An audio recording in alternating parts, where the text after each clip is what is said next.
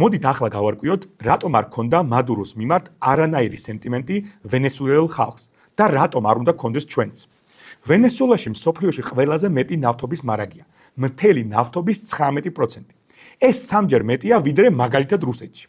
წესით ვენესუელა ახლა ერთ-ერთი ყველაზე მდიდარი ქვეყანა უნდა იყოს დედამიწის ზურგზე. მაგრამ ჯერ ჩავესის, შემდეგ მადუროს მმართველობამ ვენესუელა უკიდურეს სიღარიბემდე მიიყვანა. ვენესუელა სულ მოსახლეზე საქართველოზე სამჯერ ღარიბია. ნავთობის ამ მოცულობის პირობებშიც კი ვენესუელაში დღეს ბენზინის ყიდვა რთულია.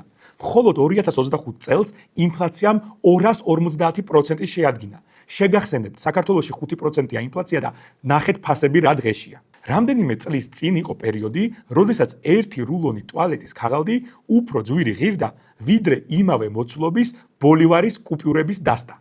ბოლივარი ვენესუელური ვალუტაა. ვენესუელა ერთადერთი ქვეყანაა მსოფლიოში, რომელსაც ფულის დასაბეჭდად არ ეყო ფული. მადუროს ძალაუფლება სრულად დამოკიდებული იყო ძალოვანებზე და სიღარიბეზე. რამე ხო არ გეცნობათ? გარდა 100,000-ობით ძალოვანისა, მადუროს ემსახურებოდა ასევე 10,000-ობით ადამიანისგან შემდგარი ეგრეთ წოდებული არაფორმალური დაჯგუფებები სახელად კოლექტივიოს. ჩვენებურად რომ ვთქვათ, ტიტუშკები. ზუსტად ეს ტიტუშკები თვითნებურად უსწორდებოდნენ აქციის მონაწილეებს. ამაში მხოლოდ ცემას, ჟურნალისტებისთვის თავის მოგრეხას და ახალგაზრდების თავში წიხლის ტყმას არ გულისხმობ. საუბარია პირდაპირ ადამიანების მკვლელობაზე.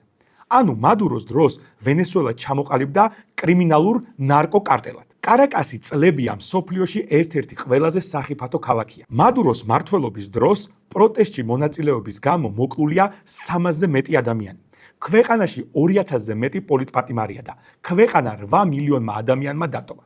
ეს არის ფაქტობრივად ყველაზე დიდი მიგრაციული კრიზისი მთელ მსოფლიოში. ისე შედარებისთვის, მადუროს მმართველობის დროს მოსახლეობის 20%-მა დატოვა ქვეყანა. სხვათა შორის, ქართული ოცნების მმართველობის დროს მხოლოდ 10-მა.